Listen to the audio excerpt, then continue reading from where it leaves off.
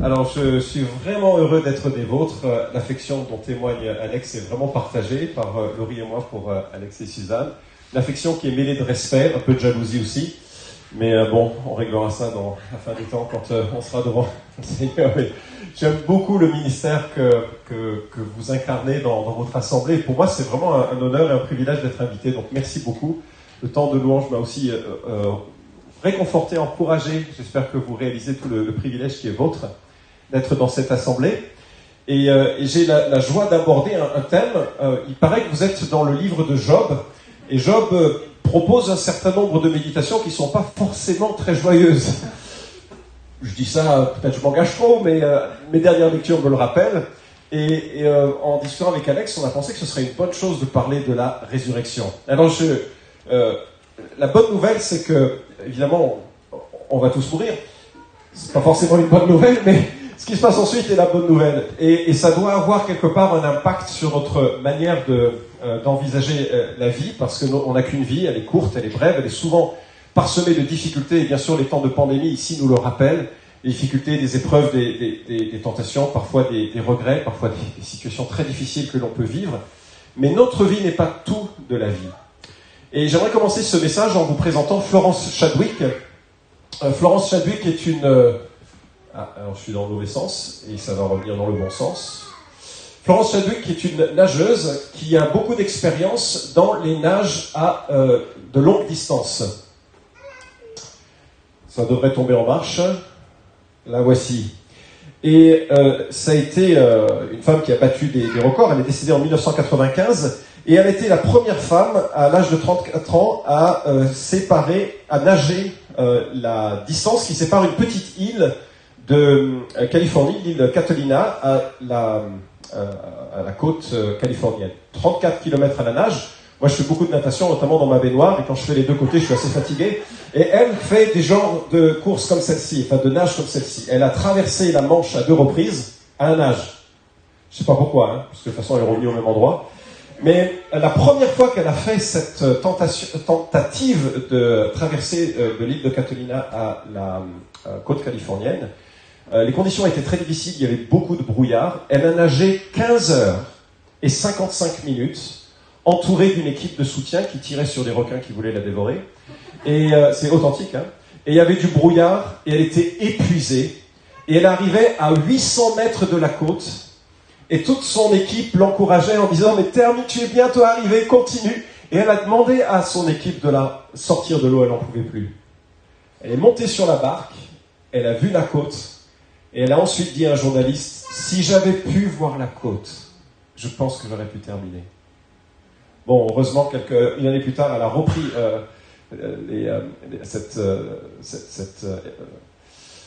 ce défi, elle a réussi à le réaliser. Mais je trouve que c'est quand même une excellente perspective sur notre vie, en fait. Parce que, quelque part, il n'y a aucune commune mesure entre la souffrance du temps présent et la gloire qui est à venir, nous dit l'apôtre Paul. Et le problème, c'est que très souvent, nos yeux sont fixés sur les difficultés et on a envie juste de tout abandonner. Peut-être je suis le seul dans cette perspective. Et parfois, on se dit, si seulement je pouvais lever les yeux sur le rivage, je continuerais à faire un pas de plus. Et c'est ainsi que la Bible, qui est très très sobre sur les événements de la fin, la Bible parle d'un premier paradis en 2 chapitres, au début de Genèse, et puis elle se termine sur la vision d'un paradis en 2 chapitres, et le reste est un drame rédemptif, un drame où des gens qui sont mortels peuvent découvrir le salut, la rédemption qui leur est proposée. Et dans les descriptions qui nous sont données de l'au-delà, c'est très restreint. Mais ici et là, on a quelques descriptions qui sont là pour nous encourager. Je vous invite à ouvrir vos Bibles. Nous allons lire en 1 Corinthiens chapitre 15, les versets 50 à 58. 50 à 58. Et ce que nous y trouvons nous permettra d'asseoir un peu 5 aspects de notre résurrection qui doit motiver notre existence aujourd'hui. 1 Corinthiens chapitre 15 nous dit « Ce que je dis, frères, c'est que la chair et le sang ne peuvent hériter le royaume de Dieu et que la corruption n'hérite pas l'incorruptibilité. Voici, je vous dis un mystère, nous ne mourrons pas tous, mais tous nous serons changés, en un instant, en un clin d'œil, à la dernière trompette, car elle sonnera. Et les morts ressusciteront incorruptibles, et nous serons changés. Il faut en effet que ce corps corruptible revête l'incorruptibilité, et que ce corps mortel revête l'immortalité. Lorsque ce corps corruptible aura revêtu l'incorruptibilité et que ce corps mortel aura revêtu l'immortalité, alors s'accomplira la parole qui est écrite. La mort a été engloutie dans la victoire. Ô mort, où est ta victoire? Ô mort, où est ton aiguillon? L'aiguillon de la mort, c'est le péché. La puissance du péché, c'est la loi. Mais grâce soit rendue à Dieu qui nous donne la victoire par notre Seigneur Jésus-Christ. Ainsi, mes frères bien-aimés, soyez fermes, inébranlables, progressez toujours dans l'œuvre du Seigneur, sachant que votre travail n'est pas vain dans le Seigneur. Amen. C'était la parole de Dieu. Maintenant, quelques remarques que je souhaiterais évoquer avec vous en parcourant ce texte. La première chose que je voudrais souligner, c'est que la résurrection qui nous est proposée, elle est nécessaire. Regardez le verset 50 de nouveau. Ce que je dis, frères, c'est que la chair et le sang ne peuvent hériter le royaume de Dieu et que la corruption n'hérite pas l'incorruptibilité. Et Paul passe ici à une section sur le thème de la résurrection où il affirme et décline un peu ce thème de la résurrection, comment ça va se passer. Lorsqu'il est question du royaume de Dieu, il est question de ce règne de Dieu qui nous attend. Personne ne peut y entrer tel qu'il est. Imaginez le paradis, et puis soudainement, tout le monde entre au paradis. Est-ce que ce serait un paradis? Non, ce serait rebolote. Imaginez Hitler que vous avez comme voisin. C'est problématique, très problématique. Et en fait, parvenir à ce royaume de Dieu sans changement, c'est comme si on était un moustique qui s'approche d'une lampe halogène. La rencontre est plutôt douloureuse. Devant la sainteté, la majesté, la perfection de Dieu, des hommes pécheurs qui s'approchent et qui rentrent dans la présence de Dieu seraient proprement annihilé. C'est comme un poisson qui voudrait vivre à la montagne ou un homme qui voudrait vivre sous l'eau, comme une moto qui voudrait se rendre sur la lune. Je passe toutes les possibilités contraires, paradoxales. Un pécheur dans le règne de Dieu, ça ne marche pas. Donc la résurrection, elle est nécessaire parce que nous sommes étrangers à Dieu par nature. Cela a été rappelé tout à l'heure, et il faut qu'il y ait une transformation de notre être dans son entièreté. Alors bien sûr, cette transformation, elle commence avec la justification.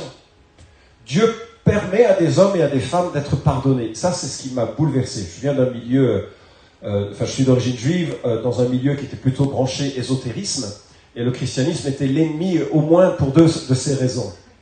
Et de découvrir que Dieu s'est fait homme pour qu'on soit pardonné, c'est bouleversant. Et il nous a donné les arts de l'esprit, c'est-à-dire le premier paiement de cette rédemption qui nous attend. Le second paiement qui sera dans sa plénitude vient avec la résurrection. J'espère que vous avez pris conscience à la fois de votre incapacité de parvenir au ciel par vous-même, qu'aucune œuvre bonne ne sera suffisante pour couvrir nos manquements, mais que Dieu a fait tout le chemin pour que ce soit possible avec lui. Et donc, ce monde dans lequel nous vivons est un monde entre un déluge d'eau et un déluge de feu, qui sera un jugement assez extraordinaire. Et Dieu dit, mais dans mon royaume, il sera possible de vivre parce qu'il y aura une résurrection transformatrice qui va changer nos cœurs et qui va changer nos corps. Et finalement, ça me pousse à réaliser que je ne peux pas prendre trop racine sur cette terre. J'emporterai pas mon iPad, ni ma moto, et rien d'autre en fait, que la vie que j'ai nouée avec Jésus, l'amour que j'ai pu donner autour de moi, un peu, mais franchement, fondamentalement, c'est notre relation à Dieu qui demeurera la seule réalité. Deuxième remarque que je voudrais faire avec vous, c'est que cette résurrection qui nous attend, elle est instantanée. Instantanée. Regardez de nouveau le verset 51, je vous dis un mystère, nous ne mourrons pas tous, mais tous nous serons changés en un instant, en un clin d'œil à la dernière trompette. Et si l'apôtre Paul évoque ici un mystère, dans la pensée populaire, un mystère c'est une sorte d'énigme. On raconte une énigme et puis on attend que l'autre puisse y répondre. Ou quelque chose d'étrange. Un mystère, on parle du mystère des ovnis ou tout ce qui est le paranormal.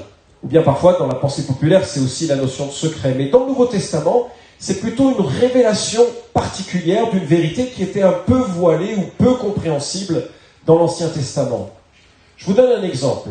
Paul parle en Colossiens du mystère caché de tout temps, mais dévoilé maintenant à ses saints.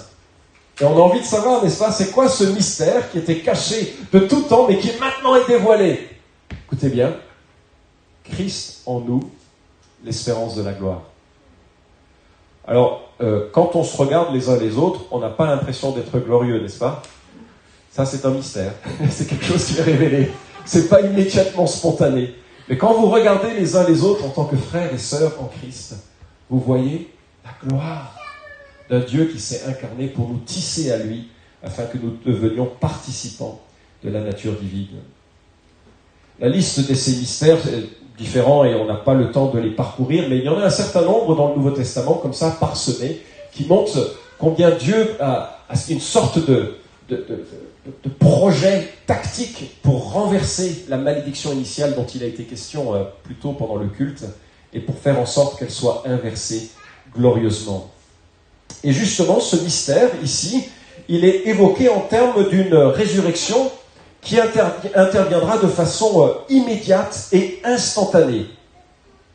Et je pense qu'elles sont illustrées par certains événements de l'Ancien Testament. Par exemple, Enoch et Élie qui montent au ciel, on ne sait pas trop, ils sont jamais morts, on ne sait pas trop ce qui s'est passé, mais il y a un moment radical qui va venir sur l'humanité, qui est annoncé par les prophètes. Daniel chapitre 12, par exemple, dit que voilà, on va tous mourir et on va se relever, les uns pour la vie, les autres pour la honte éternelle. Quelque chose d'assez dramatique. Elle est répétée en plusieurs passages. Jean chapitre 14, Jésus nous dit qu'il va nous préparer une place afin que là où il est, nous y soyons aussi. Et le terme préparer a la connotation d'aménagement. Je ne sais pas à quoi ça va ressembler vraiment, mais il y a l'idée que Dieu va personnaliser son accueil peut-être à l'égard des uns et des autres. C'est touchant l'amour de Christ. Ça va au-delà de ce qui est compréhensible. Vraiment, la gloire qui nous attend est bouleversante. Et l'événement qui nous attend ne peut pas être prévu. Il arrivera de façon spontanée, instantanée. 1 Thessaloniciens 4 le dit également de la même manière.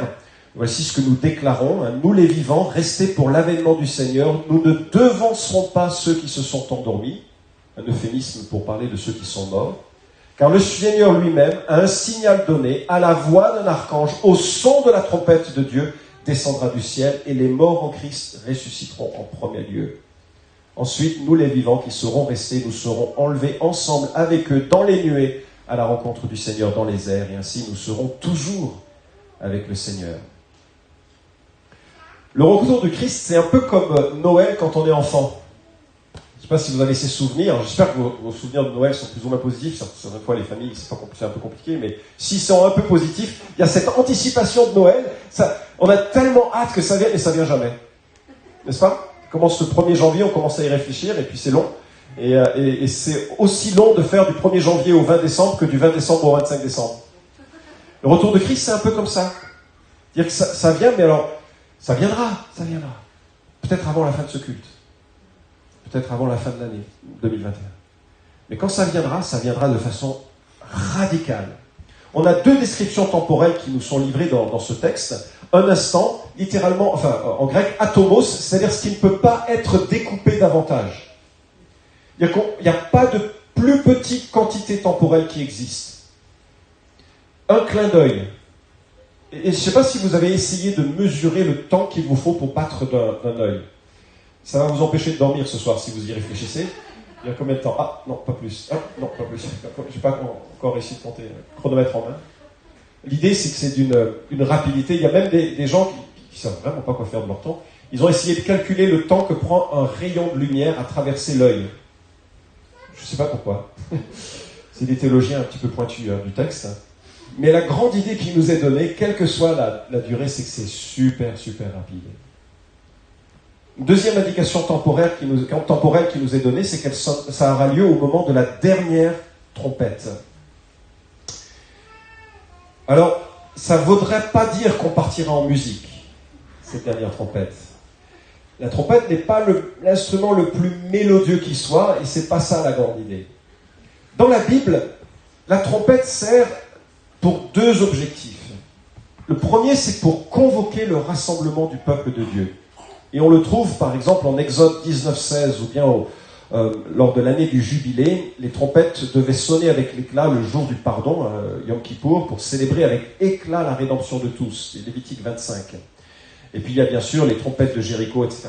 Il y a ces moments du rassemblement de Dieu qui sont précédés de la trompette, et puis ces moments de rassemblement sont non seulement pour une convocation, mais pour simplement le fait d'être tous ensemble. Et la grande idée que nous laisse Paul, ici, c'est de réaliser que sous l'ordre de Dieu, et seulement à ce moment-là, toute l'histoire humaine va basculer, et toute l'histoire des individus va basculer.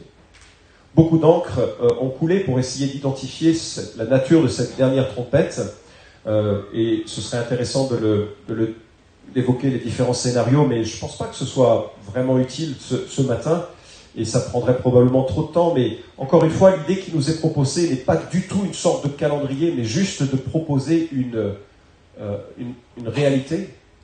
C'est que le jour où Christ reviendra, ce ne sera plus le moment de se réconcilier. Ce ne sera plus le moment de dire « je t'aime » à quelqu'un. Ce ne sera plus le moment, on n'aura pas le temps de témoigner. On n'aura pas le temps de se convertir. Le jour où Christ revient sera un jour de surprise qui sera instantané. Alors, c'est l'une des applications évidentes de cette section du texte. La deuxième application évidente, c'est qu'il faut interdire les trompettes dans l'église. C'est trop dangereux d'avoir des trompettes, on se demandera toujours si c'est la dernière. Et puis ça risque de susciter des arrêts cardiaques, des choses comme ça. Ah, est-ce que c'est la dernière trompette? Je ne sais pas si vous connaissez MacArthur, c'est un prédicateur assez connu outre-Atlantique, un peu maintenant sur le grand âge. Mais quand il faisait des études de théologie, il y avait dans sa classe un homme qui était vraiment apeuré de l'idée du retour du Christ. Mais vraiment, il avait peur du retour du Christ comme si ça le saisissait constamment.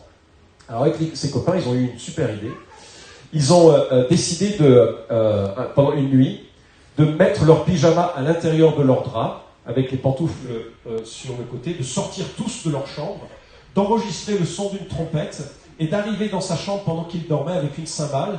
Et puis ils ont fait jouer la cymbale et puis la trompette. Et il y a quelqu'un qui a hurlé « Lève-toi » et ils sont tous partis en courant. Et lui est sorti de sa chambre, mais totalement effaré de ce qui se passait. Il a regardé toutes les chambres, il a vu les pyjamas vides, il a vu les pantoufles, il a dit « Oh non! Oh non !» On s'amuse beaucoup dans les études de théologie. Vous devriez faire ça. Vous devriez faire ça. En tout cas, la Bible dit que l'on sera ravi, enlevé, instantanément pour être à jamais dans la présence de Dieu. Alors, à une heure où la pandémie sévit, il y a beaucoup de faux prophètes qui vous annoncent que c'est la fin dernière. Mes amis, c'est la fin dernière depuis la Pentecôte, et chaque jour depuis la Pentecôte. Jésus revient, je vais vous dire la date, bientôt. Et c'est la seule information qu'il nous faut avoir en tête. Mais lorsque ça aura lieu, ce sera instantané. Une troisième remarque que je voudrais faire, c'est qu'elle sera renversante. Verset 53, la deuxième partie du verset 52 nous dit « Car elle sonnera, cette trompette, les morts ressusciteront incorruptibles et nous serons changés. Il faut en effet que ce corps corruptible revête l'incorruptibilité et que ce corps mortel revête l'immortalité. » Cette section nous parle de ce qui se passera lorsque la trompette sonnera et les morts en Christ seront instantanément ressuscités et les vivants seront instantanément ressuscités. Les deux groupes, immédiatement, instantanément. Cette transformation est telle que les personnes ressuscitées seront incorruptibles. Ça veut dire quoi? La corruption, c'est bien sûr le caractère de putréfaction de notre corps. Jésus le dit en ces termes, ce qui est chair est chair, ce qui est esprit est esprit. Notre corps revient à la poussière parce qu'il est poussière. Et c'est le lot du corps. Mais la Bible présente une réalité humaine. Nous sommes également composés d'une dimension immatérielle, l'âme, l'esprit. Les deux termes sont parfois interchangeables. Je crois que la meilleure manière de concevoir l'être humain, c'est de concevoir un aspect matériel et un aspect immatériel qui, lui, demeure immortel. Que l'on soit sauvé ou non, que l'on soit disciple de Jésus ou non, ce que nous sommes est éternel. Il n'y a que deux choses que Dieu a créées qui soient éternelles, en quelque sorte, enfin, c'est une simplification, mais c'est la Bible et les êtres humains, enfin les âmes humaines. Et ce qui se passe, c'est que lorsque nous serons ressuscités, pour ceux qui sont liés à la grâce que Dieu a offerte en Jésus-Christ, il y a une incorruptibilité qui est à attendre. Apocalypse 21 parle de ces premiers moments de l'établissement du règne éternel de Dieu dans un nouvel univers, et il dit ceci. « Voici la tente de Dieu avec les hommes. Il habitera avec eux, ils seront ses peuples, et lui, Dieu, avec eux, sera leur Dieu. Il essuiera toute larme de leurs yeux, la mort ne sera plus, il n'y aura plus ni deuil, ni plainte, ni souffrance, car ce qui était autrefois a définitivement disparu. » C'est-à-dire qu'à partir du moment où nous serons dans la présence de Dieu, nous expérimenterons des corps qui seront incapables de connaître la maladie, le vieillissement, et tout ce qui est associé à une humanité déchue. Et ça commence, je ne sais pas si vous l'avez remarqué, par Dieu qui essuie toute larme. Je ne connais pas de geste plus tendre qu'un homme ou une femme qui vient cueillir une larme chez son conjoint ou chez son enfant. Il y a quelque chose de l'ordre du réconfort, de la compréhension, de l'attachement à l'autre qui dit « je suis navré, je suis avec toi » avec un tel geste. Notez, Dieu en lui-même, en personne, viendra essuyer toute larme. Et des larmes, il y en a, n'est-ce pas? Il y a les larmes de la maladie, il y a les larmes du deuil, il y a les larmes des échecs, il y a les larmes aussi de nos échecs, de nos péchés. Combien de fois on s'est planté à mourir de pleurs? Mais Christ nous a relevés. Mais Christ nous a encouragés. Et il nous dit qu'il essuiera toute larme. Une des choses qui est crainte parfois, c'est de se dire, oui, mais et si ça repartait? L'être humain, finalement, quand il a été laissé dans son autonomie au premier jardin, premier paradis, a foiré. Il a choisi son propre chemin. Et si ça revenait, ça repartait dans le paradis? Moi, j'ai une bonne nouvelle. La rédemption de Dieu s'associe de sécurité. C'est-à-dire qu'effectivement, l'homme a pris son indépendance, pleinement. C'est ce qu'il voulait, d'ailleurs. D'ailleurs, si vous demandez à ceux qui sont un peu revendicateurs contre Dieu, leur seule chose qu'ils veulent, c'est leur indépendance. C'est typiquement une expression humaine. Et Dieu nous dit, tu as le droit, moi je t'offre une rédemption qui t'aligne avec ma volonté qui est bonne. Mais ça, tu dois reconnaître ton péché, tu dois reconnaître qu'il y a une grâce auprès de moi, et on va cheminer ensemble ensuite. Et ça exige la perte de l'autonomie, la perte de l'orgueil. C'est très compliqué de s'agenouiller et de le dire, et de reconnaître sa faute en cela. Mais, lorsque Dieu a regardé cette humanité qui se partait à la dérive, il a mis au point un plan qu'il a annoncé dès Genèse 3.15, c'est que d'une femme viendrait un homme qui écraserait le diable et toutes ses séductions. Et il l'a accompli. Jésus vient mourir, et lorsqu'il meurt sur la croix, Dieu le Père prend l'ensemble de nos fautes et les fourre ou les place sur les épaules de Jésus-Christ, qui est puni à notre place. Quelle grâce! Je n'ai plus besoin de craindre le péché parce que le péché, Jésus l'a porté. Je n'ai plus besoin de craindre la honte d'être séparé de Dieu et la honte issue de mes propres fautes, Christ l'a porté. Je n'ai plus besoin d'avoir peur des esprits et des anges, Christ a vaincu celui qui en était à la source. Mais il y a plus que ça. Non seulement Jésus est devenu homme pour me représenter afin que je n'ai plus à faire face à sa colère, mais quand il a envoyé son Esprit Saint, même s'il a envoyé son Esprit Saint en sorte que nous n'ayons aujourd'hui que les arts de l'Esprit, c'est-à-dire le premier paiement de ce salut, la Bible dit que le Saint-Esprit serait éternellement avec nous, en Jean chapitre 14 et chapitre 16. Ça veut dire quoi? Ça veut dire que Dieu nous a tissés à lui d'une chaîne si forte que non seulement nous sommes devenus co-héritiers avec Christ de son œuvre à la croix, mais nous sommes devenus participants même de la nature divine par l'Esprit Saint qui nous remplira pleinement. Et si la joie de l'Esprit en nous est tangible parfois aujourd'hui, elle sera complète parce que, par comparaison, elle sera plénitude. Donc notre vie dans l'éternité est plénitude de communion dans une résurrection en quelque sorte permanente de notre être. Nous vivrons sans crainte du péché, sans crainte de la violence des hommes, parce que ce sera tout bonnement impossible. Personne n'aura envie de le faire. Personne, parce que chacun sera tenu joyeusement dans l'amour de Dieu par le Saint-Esprit et dans une communion à Christ qui sera complète. Je ne perds pas espoir quand on réfléchit à ces choses, non? D'ailleurs, quel est le pire qui puisse... On discutait avec nos voisins, puis ils sont tous deux médecins, ils ont peur, ils sont âgés, ils ont peur de... Mais je me dis, qu'est-ce qu'on peut craindre de pire? La mort. Alors, voilà, si jamais on est en Christ, la mort est une porte, c'est une promotion, c'est pas une menace. On va là où Christ est et où nous rencontrerons tous ceux qui nous ont précédés.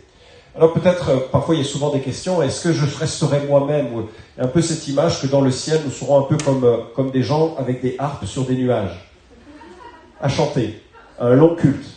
Ben, selon qui chante à vos côtés, ça peut être un enfer. Enfin, je vise personne. Mais il faut vraiment sortir de cette idée, c'est un nouvel univers, et nous serons bien sûr nous-mêmes, pas des êtres désincarnés associés à une harpe. Nous serons vraiment nous-mêmes. Quand Jésus, dans la transfiguration, fait apparaître Moïse et Élie, ils sont reconnaissables. Ils sont eux-mêmes. Dieu est le Dieu d'Abraham, d'Isaac et Jacob, alors qu'ils étaient morts. Chacun demeure avec son identité. Est-ce que je reconnaîtrai mes amis sauvés? Absolument, absolument. Ça fait partie de cette reconnaissance que l'on voit dans la transfiguration. Est-ce que je vais m'ennuyer? Woody Allen dit l'éternité c'est long, surtout vers la fin. Ça, c'est Woody Allen. Moi, je crois au contraire que nous allons vivre une vie telle qu'on l'a jamais vécue, dans le sens où les Apocalypse chapitre 22 nous disent que les nations apporteront à la Nouvelle Jérusalem la gloire des nations. Les rois de la terre, apporteront à la Nouvelle Jérusalem la gloire des nations. C'est quoi la gloire des nations? Mais c'est toute l'activité humaine qui rend gloire à Dieu. Je pense que dans l'éternité, il y aura les arts, la technique, il y aura les relations humaines, les projets, il y aura peut-être tout ce qui fait que notre activité humaine est belle. Johnny est une femme devenue tétraplégique depuis un accident de cheval et elle s'est illustrée tout au long de ces années comme une championne de l'espoir finalement pour ceux qui sont en Christ. Et voilà ce qu'elle dit. J'arrive à peine à y croire. Moi, avec mes doigts repliés et raides, mes muscles atrophiés, genoux déformés et avilis, sans aucune sensation des épaules jusqu'aux pieds, moi, j'aurai un nouveau corps, brillant, léger, vêtu de justice, puissant et étincelant. C'est facile pour moi de me réjouir en espérance, comme le dit Romain. Et c'est exactement ce que j'ai continuellement fait depuis une vingtaine d'années. Mon assurance quant au paradis est si vive que j'ai donné rendez-vous à plein d'amis pour faire tout un tas de choses lorsque nous aurons un nouveau corps. Je ne considère pas ces rendez-vous avec légèreté. Je suis convaincu que ces choses se produiront véritablement. Mes amis, le meilleur est à venir.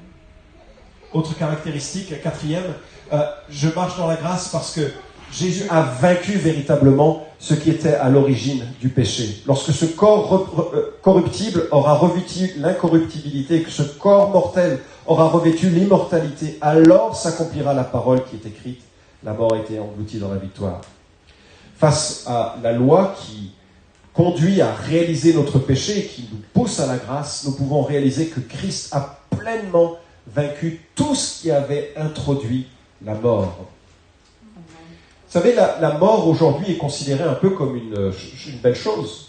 Enfin, c'est un peu un paradoxe que nous ayons dans notre société. Mais si vous gardez en tête le processus dur d'une perspective évolutionniste, je ne veux pas rentrer dans ce débat, mais la mort est salutaire, parce qu'elle permet la compétition et l'émergence du meilleur.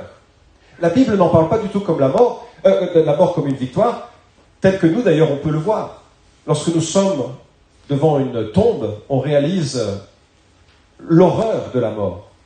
Et dans mon travail, très régulièrement, on est confronté à la réalité de la mort, et c'est douloureux, c'est horrible, le départ d'un être cher.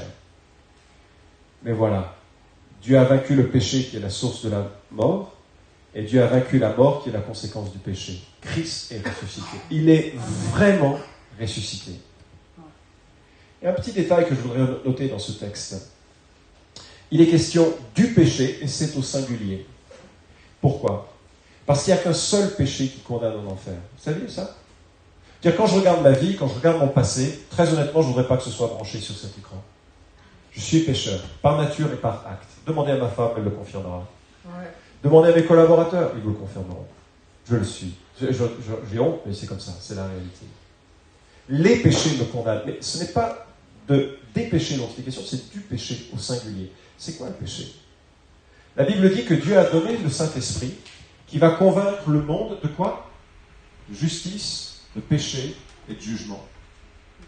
Et je me suis souvent interrogé sur ce verset, je pensais que le Saint-Esprit venait pour convaincre des péchés. Toi, tu as fait ça, toi, tu as fait ça, toi, tu as fait ça. C'était un peu le rôle du Saint-Esprit pour nous montrer ce qui n'allait pas dans nos vies, pour qu'on vienne ensuite trouver la grâce auprès de Jésus. Et certainement, il y a une dimension de la Bible qui va dans cette direction. Mais je ne pense pas que ce soit ça qui soit annoncé. Parce que Jésus explique ce qu'il veut dire. De justice, pourquoi ? Parce qu'en Christ, toute justice est faite au péché et au mal, et au problème du mal. Le problème du mal est résolu. De jugement, parce qu'il ne croit pas en celui que Dieu a envoyé. Et voilà le péché dont il est question et qui condamne. C'est comme si Dieu avait envoyé une bouée de sauvetage en Jésus-Christ aux hommes et aux femmes de notre temps. Et les hommes et les femmes de notre temps regardent et disent « c'est bien, c'est mignon, pour Noël, c'est pas mal comme histoire. On va le récupérer, ça. » Mais ils n'en font rien de plus. Ça, c'est le péché qui condamne. C'est le fait de considérer, de contempler que la grâce de Dieu s'est manifestée et de dire « en fait, c'est pas pour moi. » C'est joli comme histoire, c'est pas pour moi. Et c'est cela que Jésus souhaite proposer aux hommes et aux femmes de notre temps, c'est une confiance fondamentale qu'il est lui le pain qui satisfait, qu'il est lui celui qui relève. Romains nous dit, il n'y a maintenant aucune condamnation pour ceux qui sont en Christ, et c'est donc parce qu'il y a une victoire sur le péché, parce qu'il y a une victoire sur les péchés, parce qu'il y a une victoire sur la mort, je peux vivre dans la grâce, et vivre dans la grâce, c'est vivre librement. Tite nous dit que la grâce de Dieu, source de salut pour tous les hommes, a été manifestée et elle nous enseigne à vivre dans le siècle présent de manière sensée, juste et pieuse. C'est parce que je suis gracié que j'ai envie de vivre différemment. C'est pas je vais vivre différemment pour que je sois gracié. Et parce que Christ a payé mes défaillances et mes incapacités, je peux vivre dans ce chemin. Allez, dernier point. Merci pour votre patience. Il y a une certaine motivation à ces choses et j'espère que ce sera quelque chose qui va vous saisir tout au long de cette semaine. La conclusion de toute une section qui est dédiée, le chapitre 15 de l'Épître aux Corinthiens, est dédié à la résurrection, avec comme fondement la résurrection historique, corporelle, vraie, véridique de Jésus au 1er siècle de notre ère. Ayant exposé un peu tous les éléments qui sont associés à la résurrection, Paul dit « Ainsi, mes frères bien-aimés, soyez fermes, inébranlables, progressez toujours dans l'œuvre du Seigneur, sachant que votre travail n'est pas vain dans le Seigneur. » Paul rattache ce verset à ce qui précède. C'est pourquoi, ainsi, la réalité du retour futur du Christ doit alimenter une vie différente. Si je sais que Jésus revient, je dois être ferme, littéralement, être établi ou assis. Et il peut y avoir des vents contraires, mais je dois m'y opposer. J'ai dû prendre ma moto il y a quelque temps alors qu'il y avait des vents vraiment très forts. Il a fallu incliner à l'encontre du vent pour maintenir la trajectoire. Et quelque part, la vie chrétienne, c'est un peu ça. Je dois parfois m'opposer à l'influence de ma chair, et c'est dur et compliqué, j'y arrive pas pleinement, à l'influence du monde, et ses valeurs, et ses pensées, sa manière de se comporter, et je dois le faire, et c'est pas évident, et parfois j'y arrive pas pleinement. Et parfois le diable souffle, et je dois aussi faire face et résister. La Bible nous appelle à être inébranlable, inamovible, indéboulonnable dans notre assise. On peut trébucher, parfois être découragé, mais on ne peut pas rester par terre. On doit se relever. Et progresser dans le travail, le grec qui nous est proposé évoque l'idée de travailler de mieux en mieux et à l'idée de dépasser les exigences, de déborder ou exagérer. Celui qui est conscient de la résurrection qui attend déborde d'énergie pour l'œuvre de Dieu. C'est quoi cette œuvre de Dieu? Planter ou arroser le champ de Dieu, 1 Corinthiens 3:8. Participer à la construction de l'église en utilisant de bons matériaux, 1 Corinthiens 3, 13 à 15. Implanter une église, évangéliser. Bon, ça semble un peu orienté sur les ministères, ça. Mais c'est vivre la vocation que Dieu vous a donnée avec intégrité, en reflétant les valeurs de l'évangile, que ce soit en tant qu'infirmière, que ce soit en tant que maman débordée par ses enfants, que ce soit en tant que femme d'affaires, homme d'affaires, cadre. 1 Thessaloniciens le dit ainsi, que votre foi agissante, votre amour actif et votre ferme espérance en notre Seigneur Jésus-Christ, quelque part, que tout ça soit visible. Nous devons, et nous devrions en tout cas marquer nos vies et la vie de ceux qui nous entourent de la réalité de l'espérance qui nous attend et que nous puissions le témoigner en cela. Mon directeur de mission me disait, il a souvent entendu des gens qui disaient « Quand je serai à la retraite, j'aurai plus de temps pour l'œuvre de Dieu. » Et en fait, quand ils sont allés à la retraite, ils avaient beaucoup de temps pour le golf. Et finalement, c'est une disposition de cœur que l'apôtre Paul nous demande d'avoir. Considérer le privilège d'être au service du Christ, que ce soit avec les dons spirituels que l'on a dans une église, que ce soit dans le témoignage d'un travail bien fait à son travail, que toutes les sphères dans lesquelles on est puissent refléter les valeurs de l'Évangile. Allez, je conclus, et je voudrais juste relever avec vous cette métaphore du vêtement. Lorsque Dieu a confronté Adam et Ève sur leur péché, ils s'étaient sentis nus et ils avaient choisi de se vêtir par des feuilles. Et Dieu enlève ces feuilles, et je ne pense pas que ce soit une question de mode, pour les revêtir de la peau d'un animal, prémisse du sacrifice qui viendrait en Jésus pour couvrir notre honte. Et la question que je crois est importante, est-ce que nous sommes couverts, non par des feuilles de vigne, qui reflètent tout ce que nous voulons faire nous-mêmes pour nous couvrir notre honte, mais par la peau du Christ, qui lui a vraiment tout donné pour que nous soyons couverts pleinement. Il y a quelque part une très belle assurance qui nous est donnée en Jean. Bien-aimés, nous sommes maintenant enfants de Dieu, et ce que nous serons n'a pas encore été manifesté, mais nous savons que lorsqu'il sera manifesté, nous serons semblables à lui, parce que nous le verrons tel qu'il est. Quiconque a cette espérance en lui se purifie comme lui, le Seigneur, est pur. J'espère avoir très modestement donné un peu d'espérance dans ce temps de dimanche, et surtout d'avoir donné une perspective que cette espérance, elle est active pour transformer notre manière de voir, pour transformer notre quotidien. Si Jésus est ressuscité, il nous emmènera avec lui dans la résurrection. Nous regarderons alors nos vies, et j'espère que quand nous regarderons en arrière, nous pourrons dire, nous avons débordé de zèle en essayant d'aimer nos voisins, d'aimer nos conjoints, d'aimer nos familles, d'aimer nos collaborateurs et de témoigner de l'Évangile d'une manière ou d'une autre, par notre vie, par nos paroles, impliqués dans l'Église, en donnant tout ce que nous pouvions donner en soutien à l'Église, en amour de l'Église, en engagement dans l'Église. Non pas parce que c'est l'Église d'une personne, mais c'est l'Église de Jésus-Christ qui nous entraînera à la suite. On prie. Dieu et Père, je te rends grâce parce que lorsque tu as vu cette humanité déchue qui est nôtre, tu ne l'as pas laissée dans sa crasse, mais tu t'es impliqué, tu l'as goûté cette crasse, tu es devenu homme. Et sans jamais avoir péché, tu as porté nos péchés à la croix, tu es ressuscité. Et Seigneur, tu nous prépares une place, ça fait 2000 ans que ça dure. Je ne sais pas à quoi va ressembler cette place, mais ça va être gigantesque. Et je prie que tu renouvelles notre courage. Tu vois peut-être dans la salle des gens découragés, je ne sais pas. Permets, Seigneur, que les cœurs soient saisis d'espoir en anticipant ce temps glorieux de la résurrection qui nous attend. Bénis cette assemblée, bénis chacun d'entre nous, on a besoin de toi. Merci encore pour tout ce qui est associé à la vie en Jésus-Christ. Amen.